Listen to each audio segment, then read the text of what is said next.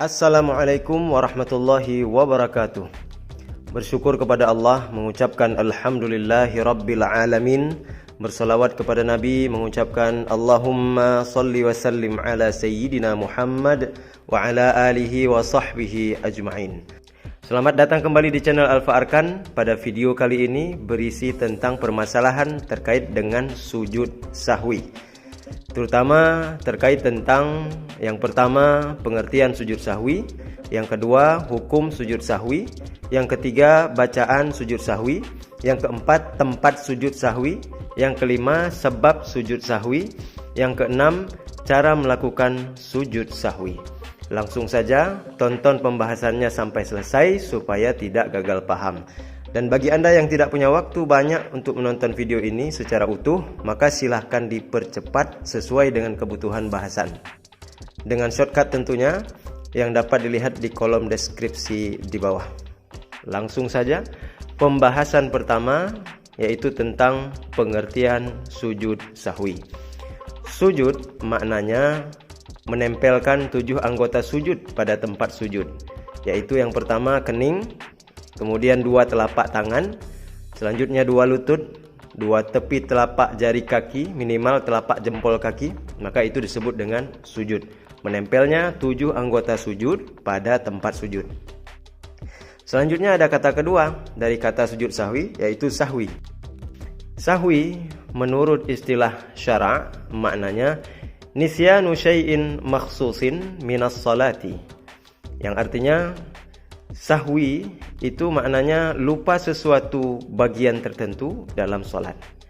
Jadi sujud sahwi itu maknanya adalah sujud yang dilakukan karena sebab lupa mengerjakan sesuatu bagian tertentu dalam sholat. Apa saja bagian yang sudah tertentu itu yang menjadi sebab sunnahnya seseorang melakukan sujud sahwi itu? Jawabannya ada di dalam penjelasan bahasan nomor 5, yaitu 5 sebab sujud sahwi yang akan dijelaskan sesaat lagi. Kemudian pembahasan yang kedua tentang hukum sujud sahwi. Sujud sahwi ini punya hukum sunnah, dalam artian sujud sahwi jika dikerjakan berpahala dan dapat menutupi kekurangan tertentu dalam sholat, dan jika ditinggalkan tidak berdosa. Sholat tetap sah namun dengan segala kekurangan. Hukum sujud sahwi ini adalah sunnah sebagaimana disebutkan dalam kitab Busyral Karim dan Kasyifatus Saja. Yusannu sajdatani lis-sahwi. Disunahkan sujud 2 kali karena lupa suatu bagian tertentu dalam sholat. Fi sholati fardan au naflan. Baik dalam sholat fardu yang dilupakan itu maupun sholat sunat. Selanjutnya kita masuk dalam pembahasan yang ketiga terkait tentang bacaan yang dibaca dalam sujud sahwi atau ketika sujud sahwi. Mengenai apa yang dibaca pada saat seseorang melakukan sujud sahwi merupakan masalah khilafiyah di kalangan para ulama. Artinya ulama berbeda pendapat. Ada yang membaca sama seperti bacaan sujud yang lain ketika sholat. Subhana rabbiyal a'la wa bihamdih. Maha suci Allah Tuhanku yang maha tinggi dan dengan segala pujiannya. Sedangkan sebagian ulama lainnya menganjurkan untuk membaca lafal khusus yang lebih sesuai dengan kejadian, dengan momen lupanya kita ketika sholat, yaitu bacaan Subhana man la yanamu wa la yashu. Maha suci Allah, zat yang tidak pernah tidur dan tidak pernah lupa. Lalu kemudian masing-masing bacaan ini dibaca sebanyak 3 kali di setiap kali sujud sahwi itu. Selanjutnya, pembahasan yang keempat terkait dengan tempat sujud sahwi. Tempat sujud sahwi di sini maksudnya bukan tempat kita sholat, tapi di bagian sholat yang mana sujud sahwi ini dilakukan. Tempat dilakukan sujud sahwi adalah sebelum salam, terutama menurut mazhab Imam Syafi'i. Selanjutnya pembahasan yang kelima terkait dengan sebab yang menjadikan seseorang itu sunnah untuk melakukan sujud sahwi. Catatan penting sebelum pembahasan 5 sebab sujud sahwi ini, bahwa ulama memberikan pernyataan sekaligus peringatan bahwa fa in sajada li ghairi dzalika batalat salatun, Maka jika seseorang sujud sahwi dalam salatnya dengan tujuan selain yang 5 itu yang akan kita bahas ini, batallah salatnya. Maka jangan salah sujud sahwi, karena bisa beresiko batalnya salat. Pahami kelima-lima sebab ini supaya salat kita sah. Sebab yang pertama, sujud sahwi sunat dilakukan karena tarku ba'din. Maknanya sujud sahwi sunat dilakukan karena telah meninggalkan bagian salat yang termasuk bagian sunat ab'ad. Apa saja sunat ab'ad? Maka secara umum sunat ab'ad dalam salat itu isinya 3. Yang pertama tasyahud awal, baik duduknya, bacaannya. Kemudian yang kedua qunut subuh, qunut yang dibaca waktu salat subuh, dan qunut yang dibaca pada saat witir mulai pertengahan malam di bulan Ramadan. Yang ketiga, salawat kepada keluarga Nabi pada tasyahud akhir. Maka secara umum yang termasuk bagian sunat ab'ad di dalam salat itu ada 3 saja. Tasyahud awal, qunut subuh, qunut witir mulai pertengahan Ramadan, dan salawat kepada keluarga Nabi pada tasyahud akhir. Dan yang menjadi catatan pentingnya bahwa jika sudah terlanjur meninggalkan bagian sunnah ab'ad ini dan sudah masuk ke rukun berikutnya, jangan kembali lagi untuk mengerjakan sunnah ab'ad. Karena jika dilakukan dengan sengaja dan tahu akan keharamannya, maka bisa membatalkan salatnya. Tapi kekurangan itu nanti bisa ditutupi dengan sujud sahwi. Selanjutnya pembahasan sebab yang kedua. Sebab sujud sahwi. Sujud sahwi sunnah dilakukan karena sebab naqlu qawliyin ghairu mubtilin, yang maknanya memindahkan bagian rukun qauli yang tidak membatalkan salat. Contohnya, yang pertama membaca surat Al-Fatihah atau surat setelah Al-Fatihah bukan pada tempatnya, seperti surat Al-Fatihah atau surat yang lain umpama surat Al-Ikhlas dibaca waktu ruku' atau waktu duduk tasyahud. Atau contoh yang kedua, memindahkan bagian rukun qauli yang tidak membatalkan salat, membaca tasyahud awal atau akhir yang bukan pada tempatnya, seperti pada waktu berdiri, seperti pada waktu duduk antara 2 sujud. Ini sebab yang kedua. Kemudian selanjutnya sebab sunnah sujud sahwi yang ketiga, karena sebab ziyadatu fi'lin yabtilu amruhu faqat, karena sebab menambahkan bagian rukun fi'li yang membatalkan salat saat dilakukan dengan sengaja. Langsung saja contoh yang pertama, misalkan berbicara sedikit yang tidak disengaja. Kasusnya orang latah ketika ada suara yang mengejutkannya sehingga dia latah keluar ucapan tapi sedikit, tidak kadar seperti orang berbicara. Yang kedua contohnya makan yang sedikit yang tidak disengaja. Contohnya ada sisa makanan di gigi ketika kita sholat, sisa itu keluar dan tertelan tanpa sengaja, maka sujud sahwi. Yang ketiga, menambah rukun fi'li yang tidak disengaja, seperti menambah ruku', menambah rakaat, dan lain-lain sebagainya. Intinya menambah rukun fi'li tapi patokannya tidak sengaja. Kemudian selanjutnya sebab yang keempat, seseorang itu disunahkan untuk melakukan sujud sahwi ketika terjadi asyakku fi tarki ba'din, ragu-ragu dalam meninggalkan bagian sunnah ab'ad.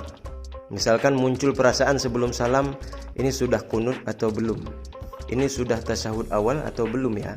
Maka perasaan ini membuat kita ragu-ragu, sehingga kita ragu-ragu dalam meninggalkan bagian sunnah ab'ad, sudah kerjakan atau belum, maka disunatkan nanti sujud sahwi sebelum salam.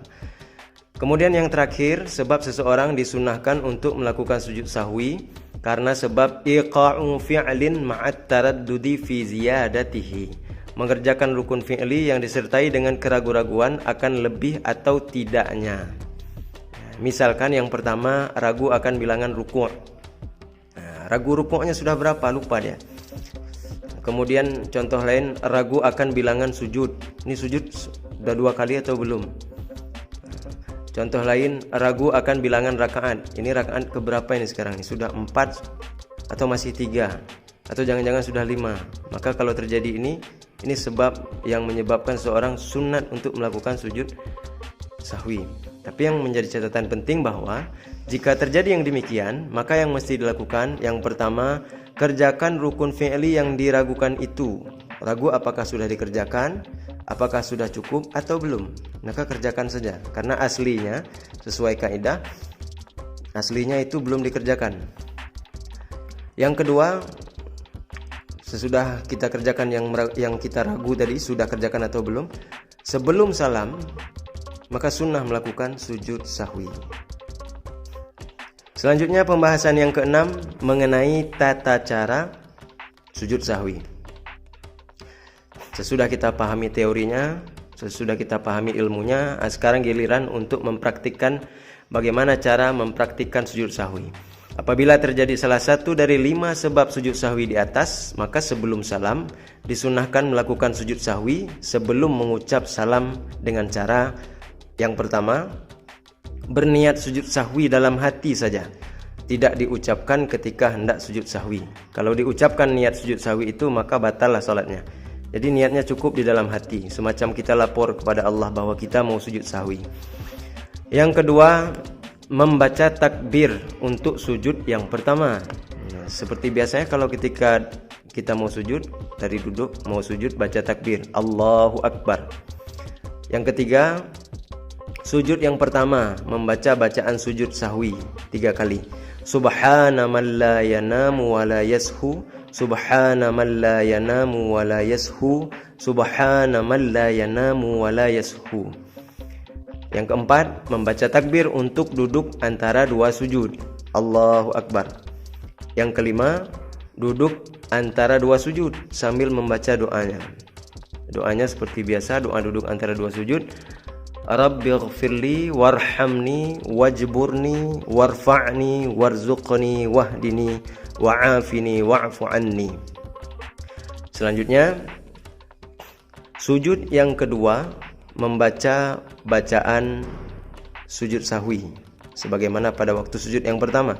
Subhana man la yanamu wa la yashu, Subhana man la yanamu wa la yashu, Subhana man la yanamu wa la yashu.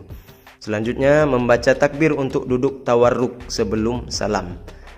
Dan ketika posisi sudah duduk tawarruk, kemudian tidak membaca apa-apa lagi, langsung membaca salam. Assalamualaikum warahmatullah, Assalamualaikum warahmatullah. Maka selesailah tata cara sujud sahwi ketika sudah ditutup dengan salam penutup salat.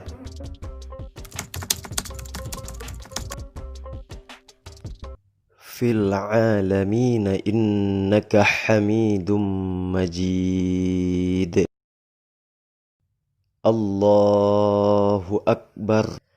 Subhana man la yanamu wa la yashu, Subhana man la yanamu wa la yashu, Subhana man la yanamu wa la yashu.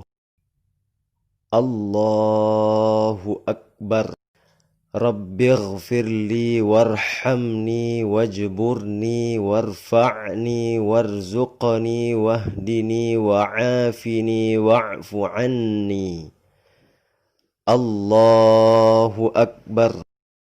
Subhana man la yanamu wa la yashu, Subhana man la yanamu wa la yashu, Subhana man la yanamu wa la yashu.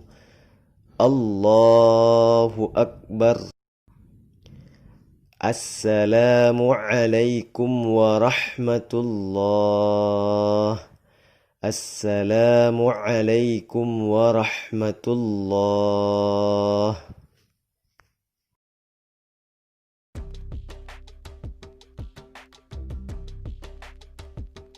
Demikianlah video singkat tentang sujud sahwi ini, terutama menurut ulama Syafi'iyah yang saya ringkas dari 2 kitab, Kasyifatus Saja dan Busyral Karim. Terima kasih sudah menonton video ini, mudah-mudahan bermanfaat.